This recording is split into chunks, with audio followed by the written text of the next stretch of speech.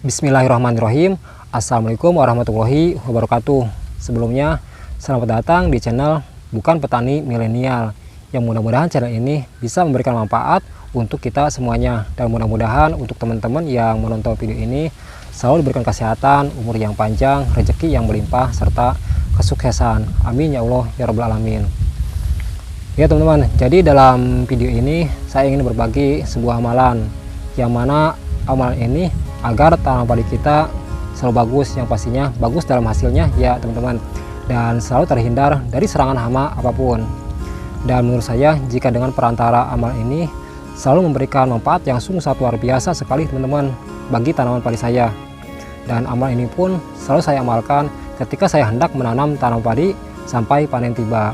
Dan saya sangat ingat di waktu musim tanam kemarin, yang mana waktu itu serangan hama kupu-kupu sangatlah banyak datang menyerang. Dan juga serangannya itu bukan hanya menyerang ketika tanaman padi kita di waktu kecil saja, melainkan ketika sudah besar pun serangan hama kupu yang datang itu sangatlah banyak datang menyerang. Dan tidak sedikit petani yang ada di daerah saya kemarin banyak sekali yang mengalami kerugian yang bisa dibilang lumayan besar ya teman-teman. Bahkan ada juga yang sampai mengalami gagalnya panen. Dan coba bayangkan teman-teman, di waktu kondisinya separah itu saya baru melakukan pengontrolan ketika umur tanaman padi saya sudah 1 bulan setelah pindah tanam, dikarenakan saya yang terlalu sibuk sehingga sangat sulit membagi waktu dengan pekerjaan yang lainnya. Dan itu pun saya dikasih tahu sama tetangga saya, dikarenakan kata beliau jika tanaman padi saya itu sudah mengalami kerusakan yang diakibatkan oleh ulat penggerek batang yang berasal dari telur kupu-kupu tersebut. Ya, akhirnya saya pun memaksakan untuk melihat tanaman padi saya itu. Dan ternyata memang benar pas saya lihat jika tanaman padi saya itu sudah mengalami kerusakan yang meskipun tidak terlalu parah ya teman-teman. Dan setelah itu apakah saya langsung melakukan pengendalian? Tidak ya teman-teman, melainkan saya hanya membiarkannya saja. Baru selang 1 minggu setelah saya melakukan pengontrolan, baru saya melakukan pengendalian, yaitu dengan cara penyemprotan dengan menggunakan obat pembasmi hama. Dan ketika saya sedang melakukan penyemprotan, saya bertemu dengan petani yang lain yang sawahnya itu dekat dengan sawah garapan milik saya. Kemudian saya pun bertanya sama beliau, sudah berapa kali melakukan penyemprotan? Dan kata beliau menjawab, sudah 3 kali katanya teman-teman. Waduh, dalam hati saya berkata, jika yang lain mah sudah melakukan penyemprotan sebanyak itu, sedangkan saya mah baru pertama kali ini. Itu dikarenakan pada waktu itu serangan hama kupu bisa dibilang lumayan parah ya teman-teman. Makanya tidak heran jika petani yang lain mah sudah melakukan pengendalian sebanyak itu. Jadi sangat berbeda dengan saya yang mana baru pertama kali ini saja. Dan setelah selang 3 hari kemudian setelah saya melakukan penyemprotan, saya kembali melakukan pengontrolan. Dan ternyata alhamdulillah pas saya lihat jika tanaman padi saya itu sudah mengalami perbaikan dan hama kupunya pun sudah mulai terlihat berkurang. Yang akhirnya saya pun kembali membiarkannya lagi teman-teman. Dan ketika tanaman padi saya sudah masuk ke fase bunting, ternyata hama kupu itu datang lagi teman-teman. Bahkan kali ini hampir 2 kali lipat dari jumlah yang sebelumnya. Yang pastinya saya panik ya teman-teman, dikarenakan saya tahu sebagai seorang petani, jika ada serangan kupu-kupu ketika padi sedang bunting, itu efeknya akan sangat fatal teman-teman, karena akan sangat mempengaruhi hasil dari panen kita, dan bahkan sampai mengalami gagalnya panen. Ya, akhirnya saya pun kembali melakukan pengendalian, yaitu dengan cara penyemprotan dengan menggunakan obat pembasmi hama. Nah, akhirnya seperti biasa saya kembali membiarkannya lagi teman-teman. Itu dikarenakan seperti yang saya bilang tadi, jika saya yang terlalu sibuk sehingga sangat sulit membagi waktu dengan pekerjaan yang lainnya. Dan selang beberapa lama kemudian akhirnya saya pun kembali melakukan pengontrolan. Dan ternyata pas saya lihat jika tanaman padi saya itu sudah mulai terlihat keluar buahnya. Tapi buahnya itu sudah banyak terlihat yang putihnya ya teman-teman. Yang pastinya saya semakin panik. Dan akhirnya saya pun kembali melakukan pengendalian, yaitu pengendalian yang ketiga, yang seperti biasa, yaitu dengan cara penyemprotan dengan menggunakan obat pembasmi hama. Dan setelah itu saya berinisiatif akan melihatnya kembali jika sekiranya tanaman padi saya sudah mulai merunduk. Itu dikarenakan saya takut ya teman-teman, karena saya takut jika hasilnya itu akan mengecewakan. Dan setelah itu sekiranya tanaman padi saya sudah mulai merunduk, saya pun berinisiatif melihatnya kembali. Meskipun waktu itu hati saya sudah dagdingdung tidak karuan ya teman-teman. Itu dikarenakan saya takut jika hasilnya itu akan mengecewakan. Jadi saya takut jika buahnya itu akan putih semuanya.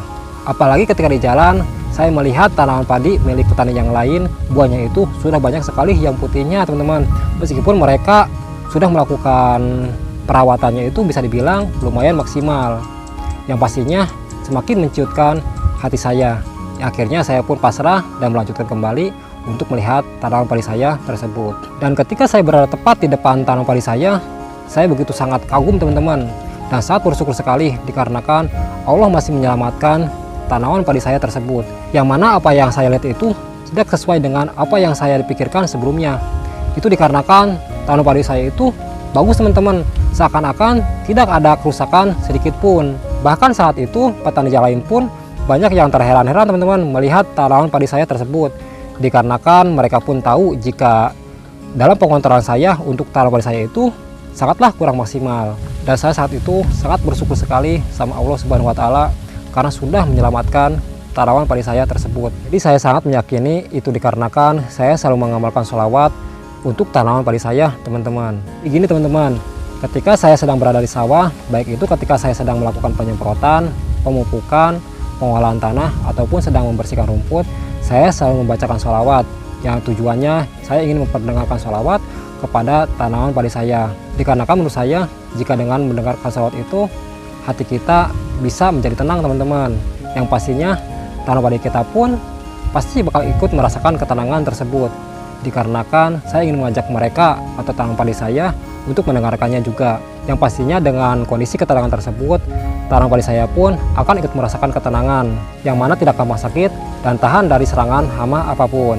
Nah seperti itu ya teman-teman. Dan juga jangan salah ya teman-teman, jika semua tanaman pun akan mengalami stres juga, seperti contoh setelah pindah tanam. Dan ada juga keajaiban yang dialami oleh teman sepertanian saya ya teman-teman. Jadi waktu itu dia hendak pindah tanam, dan dikarenakan benihnya itu banyak yang dimakan oleh tikus, sehingga benihnya itu tinggal sedikit, dan dia meyakini jika benihnya itu tidak akan cukup untuk dipindah tanamkan. Dan banyak petani yang lain pun yang meyakini jika benihnya itu tidak akan cukup untuk dipindah tanamkan ke areal pesawahnya itu. Ya akhirnya dia pun berinisiatif membacakan sholawat, dan ternyata ada hal yang di luar dugaan teman-teman.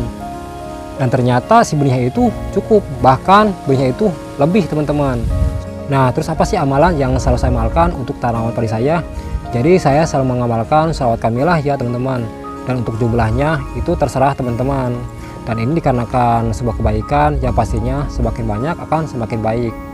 Dan yang pastinya juga jika keajaiban sholat itu tidak bisa diragukan lagi kehebatannya ya teman-teman. Oke teman-teman, mungkin cukup sekian video dari saya. Mudah-mudahan bisa bermanfaat untuk kita semuanya.